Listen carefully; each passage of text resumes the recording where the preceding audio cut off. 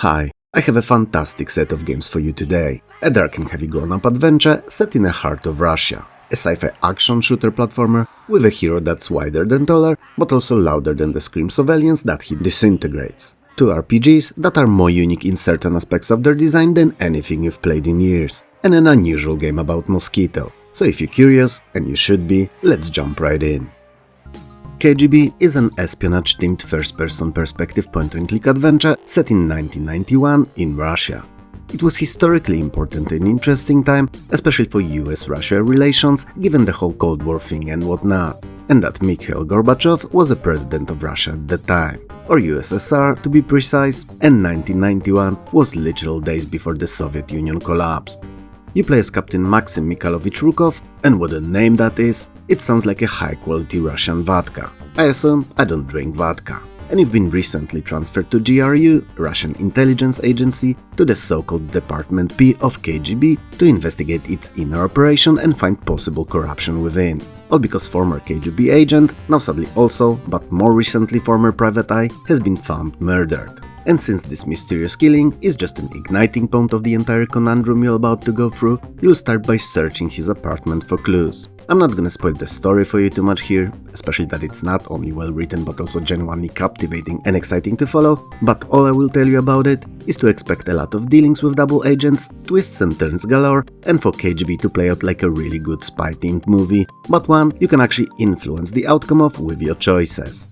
Now, all of that may sound fantastic to you and you're ready to seek it out. Pay many green men of history time for it or download it for free from one of those abandonware sites and start playing.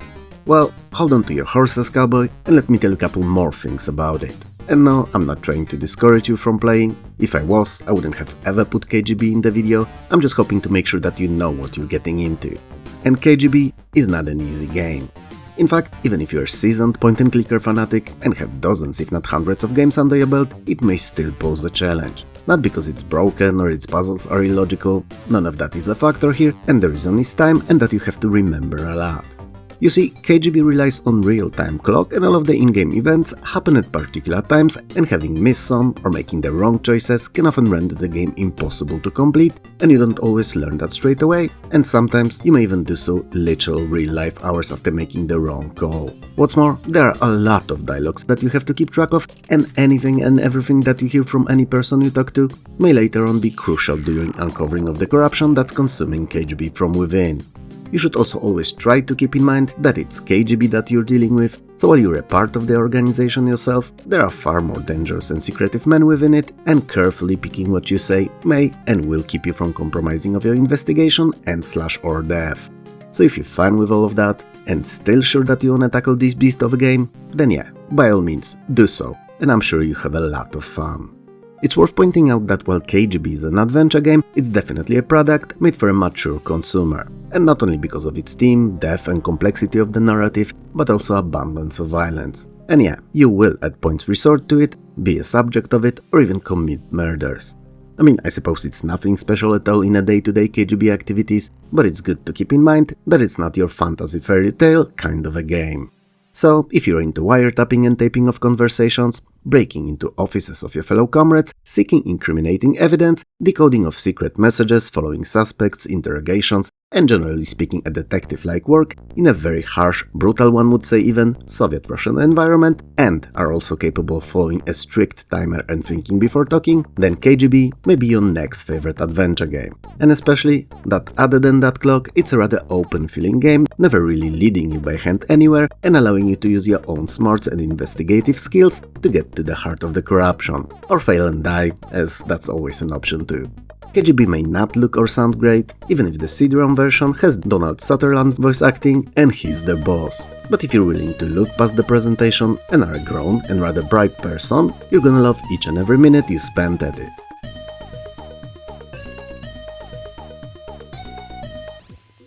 Blasto is a blast. It's also a sci-fi third-person shooter with platforming elements. But can it be both, you may wonder? Well, let's figure it out together. So before you get into the story and gameplay, we need to crack this mystery and land on the decision. And I know, it's rather silly of me to tell you whether it's good or bad before I even tell you what it is, but hey, you've clicked on the video or even subscribed to this channel, you knew very well to expect the unexpected and cringe galore, often in equal amounts and intertwined. So, Blasto is a game that's telling its story in an episodic format, because it's much cooler to call them episodes rather than levels. And it also allows it to serve you bits and pieces of the plot along with each of these episodes. And while it's an interesting and truth be told well-fitting format to Blasto's gameplay, it's also something that makes it a rather tough sell. Why, you may wonder, scratching your head and looking at the awesomely explosive gameplay on the screen? Because the first episode is not great, and Blasto takes a while to become this cool little game you love going through. So if you get your pulse on it and not find it a very fun couple of episodes in, don't give up, because with each next one, Blasto gets better and better, and eventually you'll have what the title stipulates, a Blasto. A blast. Since we've established that Blasto is a pretty sweet game, given a bit of patience that is, let's talk about what it is. And why? Let's talk about why too. As in why you're doing what you're doing, other than to have fun. The Earth is in danger. And I don't mean petty egos boosting wars here, ecological disasters, or even asteroids hurling rapidly towards our planet. As far as I know, this will not bring an end to all life. Well, at least not yet.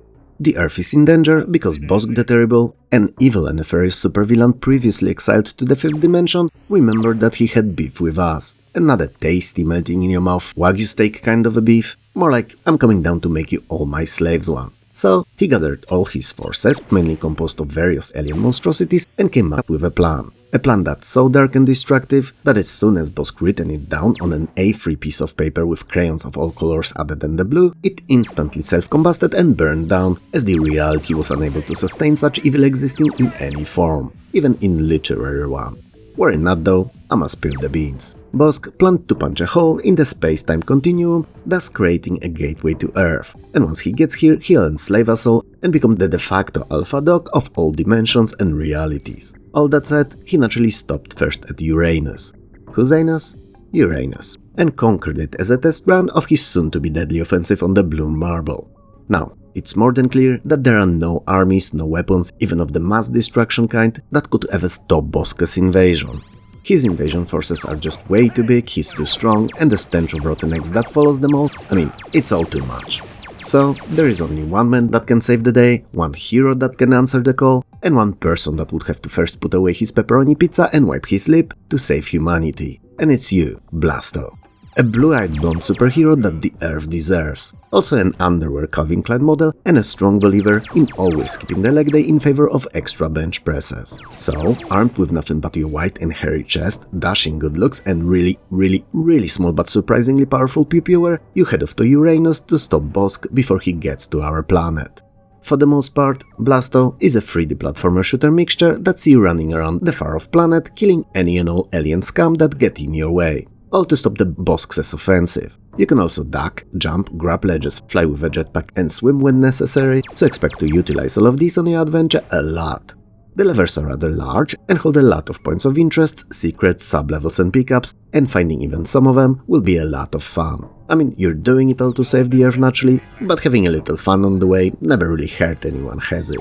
While the basic gun you're armed with is not the worst, and definitely does its job if you're patient, you will get to upgrade it along the way with a few different accessories, considerably changing how it works and more importantly, its damage output. So, keeping your eyes open and striving for upgrades is the way to go. While Blasto's graphics are really nice, at least given original PlayStation capabilities, it's actually the sound design that's the star of the show here, and in particular, Phil Hartman's voice acting. He's providing a running narrative and you can expect him to spit out one-liners, comments and funny jabs at anything and everything around you all the time. And let me tell you, they're all fantastic, never overused, so also never getting tiresome.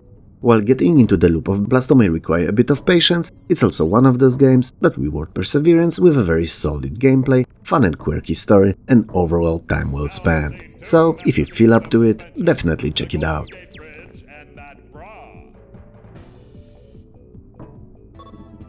Dark Savior is a true mishmash of genres and themes, but it's one that, despite being a bit of everything, actually works. It's partly a grand adventure, partly isometric platformer, and partly versus fighting game. And on top of that all, it even borrows a little from Pokémon, namely enemies capturing mechanics. What's more, the way that Dark Savior was made utilizing so-called parallels, so differently playing out narratives, depending how you did in a particular point of your adventure, can result in 5 unique playthroughs of dramatically different lengths. It's not something you get to experience in most other games, or any really, so if you're into unusual games, Dark Savior is definitely worth a look. And especially that it has the coolest name out of all games in today's video. In Dark Savior, you play as Garion, a well-known and tough-as-nails bounty hunter, escorting equally as notorious monster known as Billion to Jailer's Island aboard a huge prison transport ship. Since Billion is capable of body snatching, he is considered extremely dangerous, and given series of crimes he committed, from taking lollipops from kids through graffiti painting all the way to mass murders. Yeah, his career escalated rather quickly. He was also sentenced to death by carbon freezing. The punishment is supposed to be dished out shortly after arriving on the island, and as someone who's not a fan of cold, I can assure you that death by freezing most likely sucks. Big time. Since the trip to the island is a rather long one, however, and your prisoner is well secured, you and your friend of a talking bird, yeah, don't ask, that's the reality of this game, both fall asleep. And when in slumber, you share the same eerie dream. One that's disturbingly realistic and depicts Billion escaping. Minutes into the nightmare, you promptly and aggressively awoken by the loud siren alarm, and when you're up, you realize that the dream is in fact reality and that Billion escaped. So now you must chase after him before he gets to Captain's cabin. And this is where the aforementioned parallels will happen, as the game can split into 5 different storylines of unique length and adventures depending on how you do during the chase. And the quicker you get to the cabin, the more demanding and also more fun the adventure will be. I wouldn't like to spoil the story anymore, especially that it can evolve in different ways, so just trust me when I tell you that if you're into unusual and unlike anything else RPGs, Dark Savior is definitely one to check out. Combat sections, which funny enough play out like a fighting game, are pretty out there too, especially that initially they appear to be rather simplistic. In time, however, you learn how to perform some of the extra moves and finishers, which while perhaps not as flashy as in regular fighters, they still add to the fun factor. What's more, caught enemies and creatures, because you can try to catch some of them, can be used in combat too and have their own attacks and specials. This can be even more varied than those of your main character, so while the Pokémon capturing mechanics may initially feel like an unnecessary addition, it actually adds a lot to the game. Same could be said about environmental puzzling and especially jumping puzzles, which while feeling like an odd choice in an RPG, eventually grow on you. Well, unless you're someone who's easily annoyed, then they may frustrate you more than anything else. An interesting choice in Dark Savior's design is a complete lack of any monetary systems, and the game works entirely based on barter. So you collect these bottles, chocolates and magazines, which in original Japanese release are alcohol, cigarettes and, well, also magazines, and you can use them to trade for information, items or points. Points are used to revive your character when he dies, increase his hit points or avoid fights. As you can see, there is very little that's common or standard that you can find in Dark Savior, because it's a title that's made for those who enjoy new and unexpected, rather than those who just want another semi-traditional JRPG. If you feel like you're a part of the earlier, you'll have a blast with Dark Savior, but if you're within the latter, prepare for a bit different experience than what you're used to.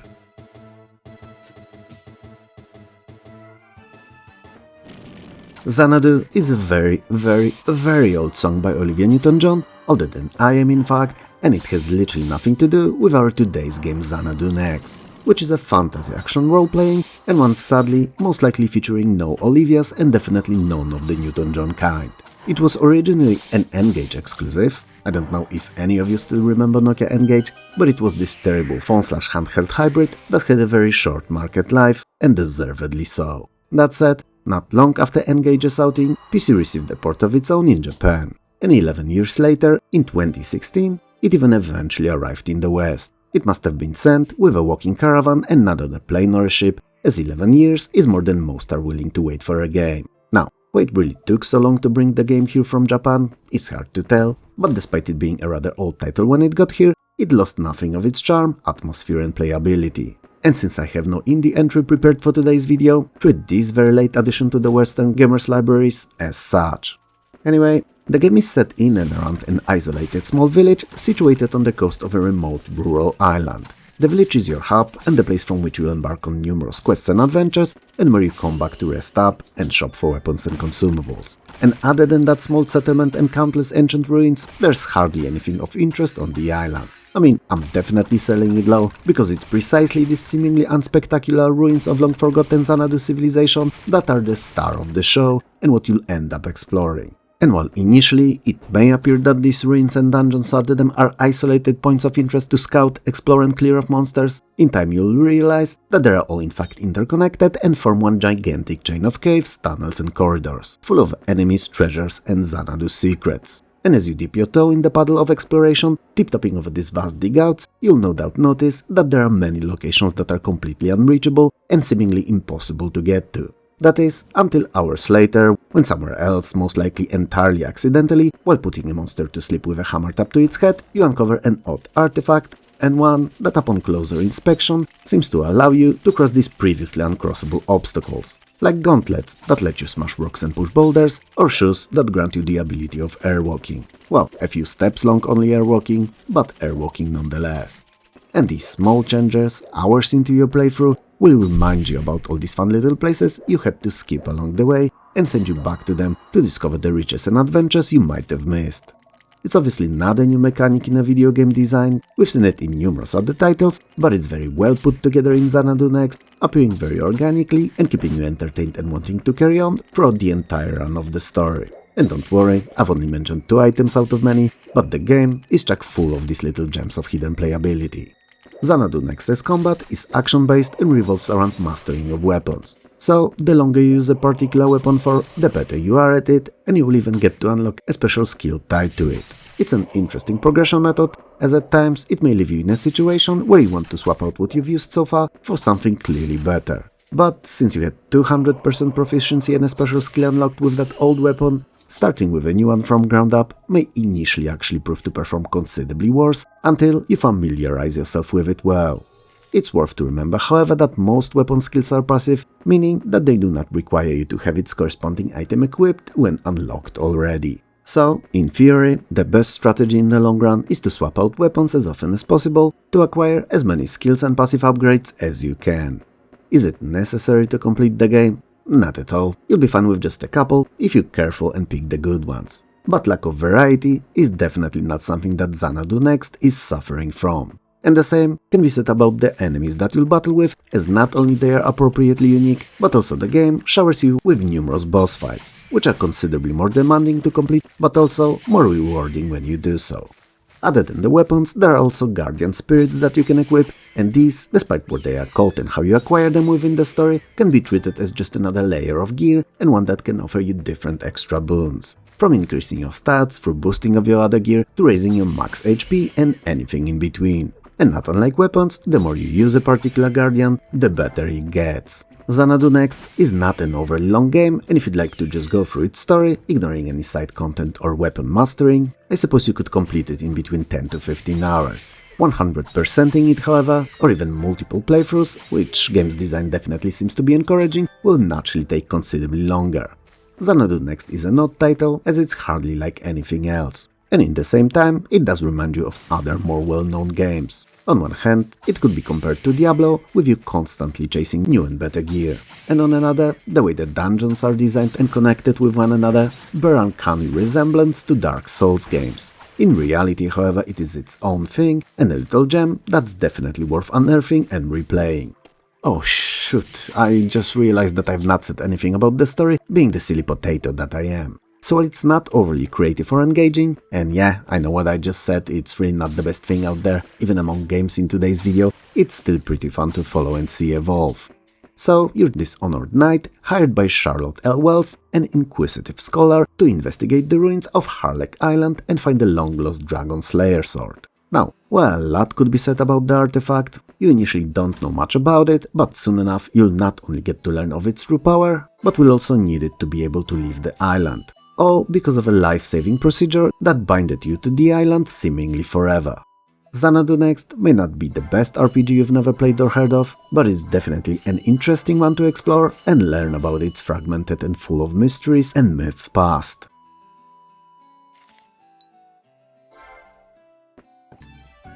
Other than the light-hearted Blasto, today's episode seems to be a bit story-heavy. I mean, there's nothing wrong with that, quite the contrary. I love my adventures and RPGs, but variety is good, so I'm ending the video on a lighter note with Mr. Mosquito. And in Mr. Mosquito, you play as, well, Mosquito, and you've taken residency in the Yamada household, asking no one for any permission and just making it your own. I mean, why should you? These stupid humans don't understand civilized mosquito language anyway. Also, who could blame you? It's a healthy and a big family, that's an excellent, and for your petite size, virtually never-ending source of food.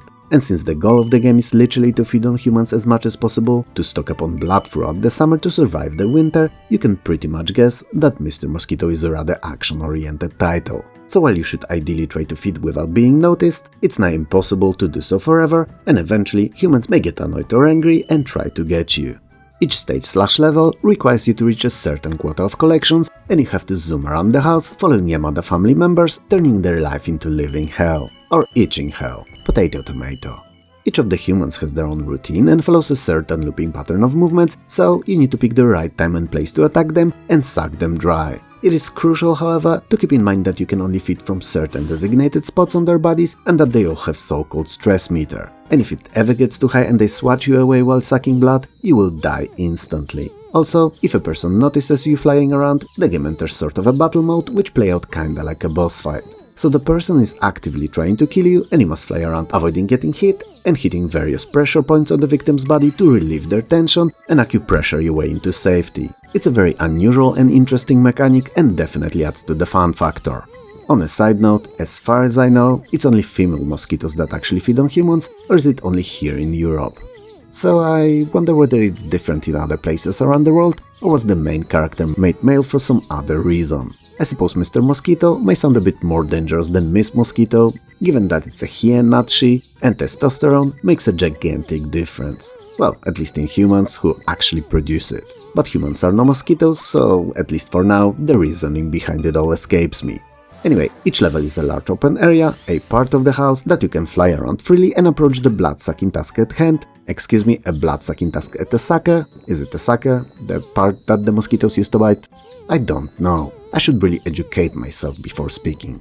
Anyway, the freedom of movement and large areas you're in allow you to attack your unsuspecting victims from any and all angles you deem appropriate. That said, other than just feeding, a bit of exploration is usually encouraged, as quite often the rooms may hold secret areas offering various in-game benefits. Still, your main task is to feed on all the humans, slowly turning them into dry raisins, and that's what you'll mainly be doing.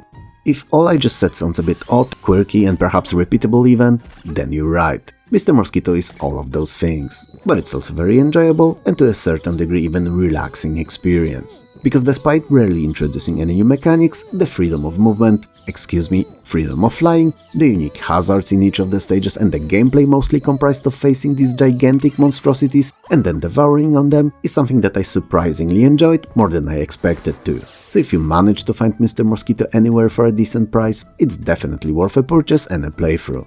But if you won't, then the emulation is the way to go, as full, or even worse, retro-inflated price for less than 2 hours of gameplay is way too much. And yeah, you heard that right, you can beat the entire game in under 2 hours. Either way, if weird, one-of-a-kind experiences are your thing, then Mr. Mosquito is a must-play.